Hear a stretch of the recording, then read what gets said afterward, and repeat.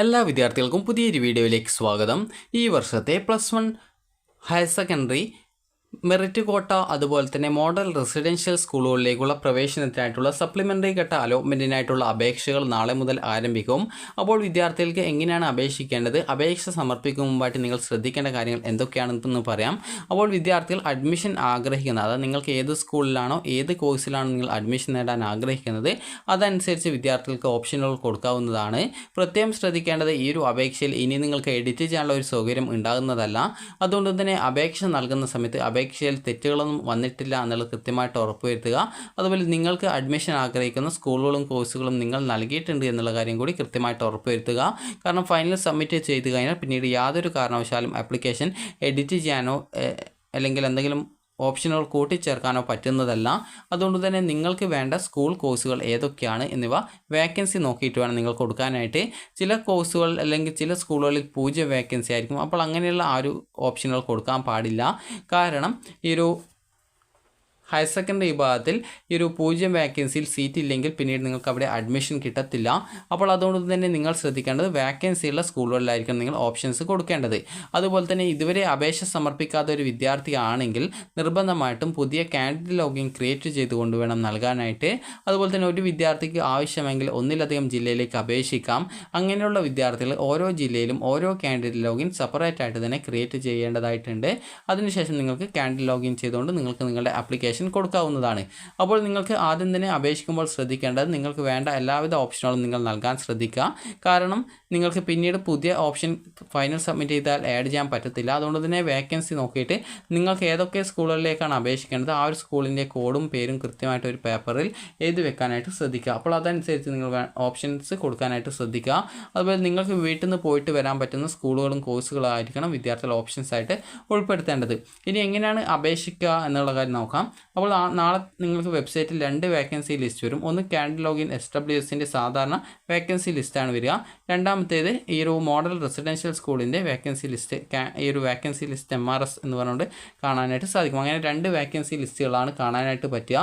അപ്പോൾ ആ 2 വേക്കൻസി എന്ന് പറയുന്നത്, ആദ്യത്തെ വേക്കൻസി എന്ന് പറയുന്നത് മെറിറ്റ് സീറ്റ്, അത് കാൻഡിഡേറ്റ് ലോഗിൻ SWS മുഖേനയുള്ള ആ ഒരു അപേക്ഷയുടേതാണ്.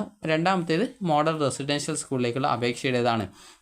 അപ്പോൾ നിങ്ങൾ ആദ്യം വേക്കൻസി നോക്കിയിട്ട് എങ്ങോട്ടേക്കൊക്കെ അപേക്ഷിക്കണം എന്നുള്ള കാര്യത്തിൽ ഒരു തീരുമാനമെടുക്കുക. അതിനുശേഷം നിങ്ങൾ ഒരു പേപ്പറിൽ കൃത്യമായിട്ട് ഏതൊക്കെ സ്കൂളിലേക്ക് ഏതൊക്കെ കോഴ്സുകളാണ് ഓപ്ഷൻ കൊടുക്കേണ്ടതെന്നുള്ളത് ലിസ്റ്റ് തയ്യാറാക്കി വയ്ക്കുക. അതിനുശേഷം നിങ്ങളുടെ പ്രയോറിറ്റി അനുസരിച്ച് നിങ്ങൾക്ക് ഓപ്ഷനുകൾ കൊടുക്കാവുന്നതാണ്.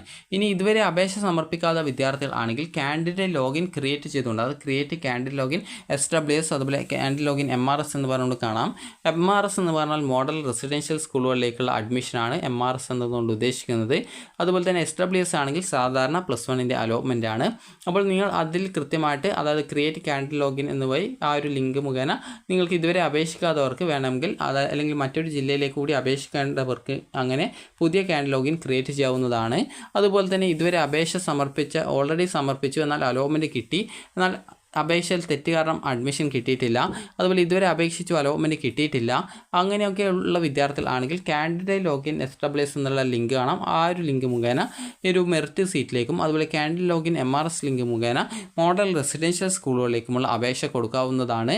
അപേക്ഷ നൽകുമ്പോൾ ശ്രദ്ധിക്കേണ്ട കാര്യം എന്ന് പറയുന്നത്, നിങ്ങളുടെ കാറ്റഗറി, കാസ്റ്റ്, റിലീജിയൻ, പഞ്ചായത്ത്, അതുപോലെ ലോക്കൽ ബോഡി, അതായത് തദ്ദേശ സ്ഥാപനങ്ങൾ, പഞ്ചായത്ത്, മുനിസിപ്പാലിറ്റി, കോർപ്പറേഷൻ, ഇതുപോലെ വിവിധ കാര്യങ്ങൾ തെറ്റിയിട്ടില്ല എന്നുള്ളത് ഉറപ്പുവരുത്തുക. അതുപോലെ തന്നെ നിങ്ങളുടെ പേര്, അഡ്രസ്സ്, നിങ്ങളുടെ പാരൻസിൻ്റെ പേര്, അതുപോലെ നിങ്ങളുടെ കാസ്റ്റ്, കാറ്റഗറി, ഇതുപോലുള്ള കാര്യങ്ങളൊന്നും തെറ്റിയിട്ടില്ല എന്നുള്ളത് ഉറപ്പുവരുത്തുക. അതുപോലെ തന്നെ EWS ഉണ്ടെങ്കിൽ മാത്രമേ EWS ഉണ്ടെന്ന് പറയാവില്ല എന്നുണ്ടെങ്കിൽ yes എന്നുള്ള നോ ആക്കിയിട്ട് കൊടുക്കണം. കാരണം അതിനൊക്കെ റിസർവേഷൻസ് ഉണ്ട്. കാരണം വീണ്ടും നിങ്ങൾക്ക് ഈ ഒരു അഡ്മിഷൻ കിട്ടാതൊക്കെ ബുദ്ധിമുട്ടാകുകയാണെങ്കിൽ പിന്നീട് അതൊരു ബുദ്ധിമുട്ടായിരിക്കും. അപ്പോൾ അതുകൊണ്ട് തന്നെ നിങ്ങൾ അപേക്ഷയിൽ തെറ്റുകളൊന്നും വരുത്താനായിട്ട് പാടുള്ളതല്ല.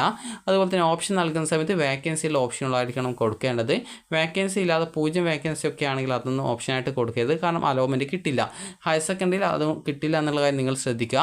അതുപോലെ തന്നെ നിലവിൽ ഹയർ സെക്കൻഡറിയിൽ നോൺ ജോയിനിങ് ആയിട്ട് അപേക്ഷ സമർപ്പിക്കാൻ പറ്റാതിരിക്കുന്ന വിദ്യാർത്ഥികൾ ചെയ്യേണ്ടത്, നിങ്ങൾക്ക് മറ്റൊരു ജില്ലയിലേക്ക് അഡ്മിഷൻ വേണമെങ്കിൽ ആ ഒരു ജില്ലയിലേക്ക് പുതിയ കാൻഡിഡേറ്റ് ലോഗിൻ ക്രിയേറ്റ് ചെയ്ത് അപേക്ഷിക്കാൻ പറ്റുന്നതാണ്.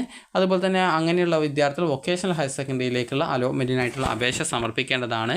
അതുപോലെ തന്നെ നിലവിൽ ഈ ഒരു സ്പോർട്സ് കോട്ട, മെറിറ്റ് കോട്ട, അതുപോലെ തന്നെ മോഡൽ റെസിഡൻഷ്യൽ സ്കൂൾ എന്നിങ്ങനെ ഏതെങ്കിലും, അതുപോലെ മാനേജ്മെൻറ്റ് കോട്ട, കമ്മ്യൂണിറ്റി കോട്ട, എന്നിങ്ങനെ വിവിധ കോട്ടകളിൽ നിലവിൽ അഡ്മിഷൻ നേടിയവർക്ക് ഈ ഒരു അലോട്ട്മെൻറ്റിന് അപേക്ഷിക്കാൻ പറ്റത്തില്ല.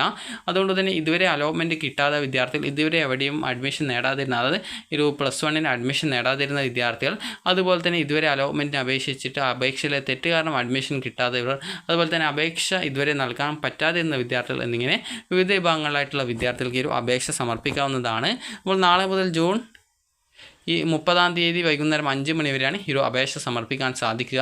അപ്പോൾ വിദ്യാർത്ഥികൾക്ക് ഈ ഒരു വീഡിയോ ഉപകാരപ്രദമായിട്ടുണ്ടെങ്കിൽ ലൈക്ക് ചെയ്യുക, ഷെയർ ചെയ്യുക. Thank you for watching.